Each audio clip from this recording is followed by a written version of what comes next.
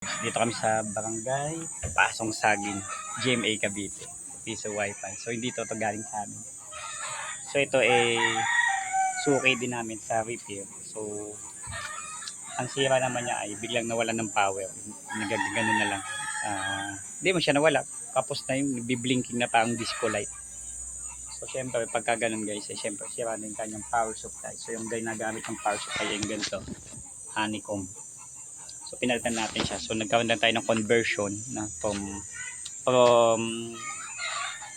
yung honeycomb into yung adapter type. So ginamitan natin siya ng male and female para magamit siya dito kasi syempre iba yung naunang power supply compared sa naunang supply. So ngayon ay working na to, gumagana na.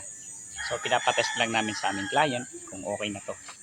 So mamaya po kita-kita tayo sa Paliparan 2, Dasma. And then yun lang, dalawa lang naman yung gawa namin ngayon. Kung may hahabol pa, pwede pa. So tinetest na lang namin internet. Yan. So somehow okay na. Madam, kamusta po? Na ano naman? So yung tinetest na lang namin client. Siya wait dito sa loob. Ayun. So Pasong Saging,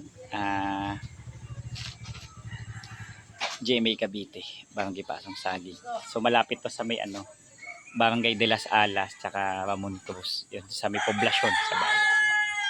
So sa bali lumalabas to sa may likod lang to ng munisipyo.